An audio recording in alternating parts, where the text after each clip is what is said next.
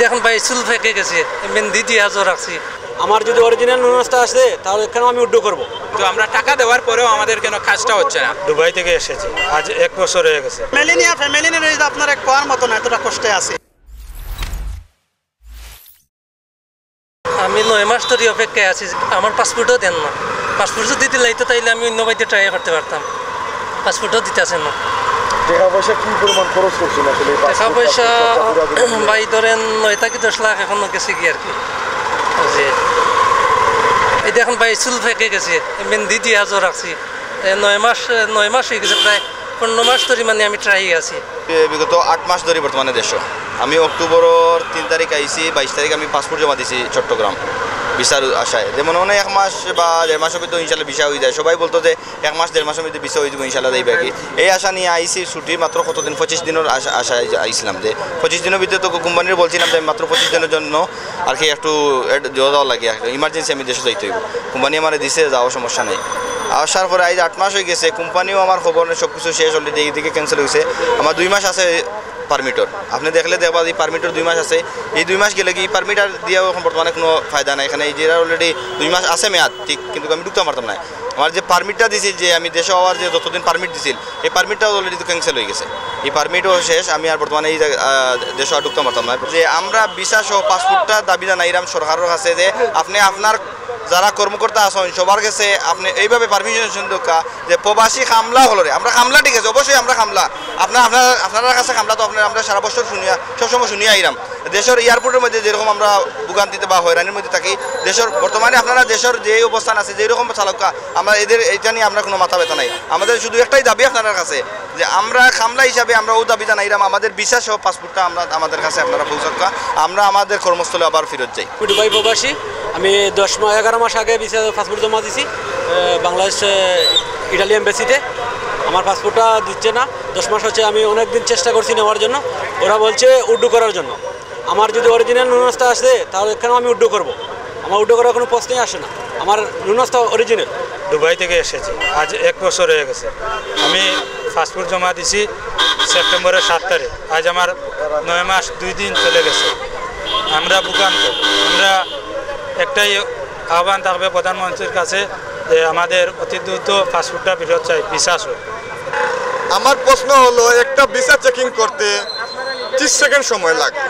ওনারা 300-400 পাসপোর্ট জমা নিতে পারে, তাহলে তাদের ক্ষমতাও আছে 300-400 পাসপোর্ট ডেলিভারি দিতে।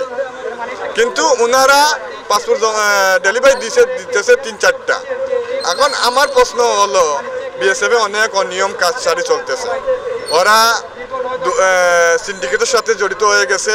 ওনারা বর্তমানে অ্যাপার্টমেন্ট যারা নিতেছে 1 লাখ 1.5 লাখ এইরকম অ্যাপার্টমেন্ট নিতেছে। কিন্তু আমরা যারা আগস্টে জমা দিয়ে, অনেক ভাই আছে August, September, November, December passport জমা দিয়ে পাসপোর্ট পাচ্ছে না। অনেকের অরিজিনাল ভিসা বর্তমানে মালিক প্রত্যাহার করতেছে, ইতালিয়ান মালিকে ভিসা প্রত্যাহার করতেছে, ডুপ্লিকেট দেখাইয়া ওরা পাসপোর্ট সহ কাগজ এখান ধরে দিতেছে। এ ড্রাইভার টাকার, এ ড্রাইভারটা আমি বলবো বিএসএফ গুলো পারে। ওনারা 90 দিনের মাথায় পাসপোর্ট দিতে ব্যর্থ, ওনারা ব্যর্থ 90 দিনের কার্য দিবসের ভিত্তিতে পাসপোর্ট ডেলিভারি দিতে ব্যর্থ। ওনারা দায়ভার নিতে হবে, আমাদের দাবি। ওনাদের কারণে অরিজিনাল ভিসা মালিকে প্রত্যাহার করে নিতেছে। দীর্ঘদিন আমার প্রবাসী বাইরা হল অনেকের ছুটি চলে গেছে, আদার কান্ট্রি থেকে আসছে, ওমান, সৌদি, কাতার, বাহরাইন, মিডল ইস্টের আদার কান্ট্রি থেকে অনেক বাইরে আসছে। তো মিডল ইস্টে সবাই জানেন রুলস আছে, 6 মাসের ভিতরে ছুটি 6 মাসের ভিতরে ঢুকতে হবে। যদি ঢুকতে পারেন না, তার ভিসা ক্যান্সেল হয়ে যায় ভিসাটা। তো অনেক ভাই ক্যান্সেল হয়ে গেছে ভিসাটা, অনেক ভাই এখন 1 মাস 1.5 মাস আছে। এখানে অনেক ভুক্তভোগীরা 10 মাস আছে, 12 মাস আছে, 6 মাস আছে, 7 মাস আছে, পাসপোর্ট পাচ্ছে না। প্রতিদিন আমরা বিএসএফের আপডেট যেগুলো আমরা সংগ্রহ করে দেখতে পেরেছি যে তারা প্রতিদিন এখন 5 থেকে 6টা পাসপোর্ট ডেলিভারি দেয়, বাকি পাসপোর্টগুলো আটকে আছে। অথচ আমরা সাথে দেখে করি বিএসএফের দুর্নীতি, প্রতিদিন 200 থেকে 500 পাসপোর্ট বিভিন্ন সেন্টারের মাধ্যমে, তারা 3টে সেন্টারের মাধ্যমে জমা নেয়।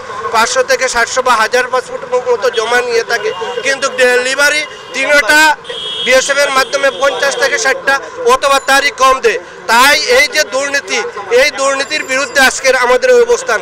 আমরা আজকে নিঃস্ব, আমরা আজকে রাস্তায় অবস্থান করছি, তার একমাত্র কারণ হচ্ছে এই বিএসএফের দুর্নীতি। বিএসএফ যদি এই দুর্নীতি না করতো, আমাদের ফাস্টফুডগুলো যদি সময় মতো ফেরত দিত, আমরা যদি আজকে ফাস্টফুডগুলো বিশ্বাসে পেতাম, তাহলে আমরা এই দেশ এবং জাতির জন্য আমরা কাজ করতে পারতাম। প্রায় 8 মাসের উপরে চলে আমার পাসপোর্ট এমবেসিতে আটকায়, ওরা পাসপোর্ট দিতেছে না। আমাদের দাবি হচ্ছে এখন ভিসা সহ আমাদের পাসপোর্ট দেব, ঠিক আছে? 13 মাসই তো, গত মে মাসের 10 তারিখ আসছি, এখন মে পরে জুন চলতেছে, আপনার 13 মাস চলতেছে আমি দেশে বেকার। ফ্যামিলি নিয়ে আপনার কোয়ার মতো না, এতটা কষ্টে আছে অর্থনৈতিক দিক দিয়ে, ঠিক আছে? এখন যদি আমি যখন জমা দিছি, যদি আমার ওইটা মূলস্থান সঠিক না হয়তো সাথে সাথে পাসপোর্ট ফেরত দিতে আমি সৌদি যাইতাম। এখন 8 মাস আমার পাসপোর্ট ওরা আটকে রাখছে, আমার সৌদির ভিসার মেয়াদ শেষ হয়ে গেছে, এখন আমি সৌদিও যাইতে পারতেছি না। এখন এই তো নিশ্চয়তা না এরা আমার ভিসা দিব কিনা।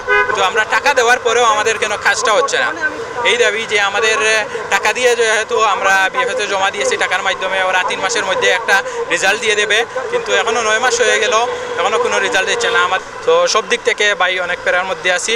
যদি আমাদের পাসপোর্টটা ফেরত দেওয়া হয় তাহলে একটু ভোগান্তিটা কমবে।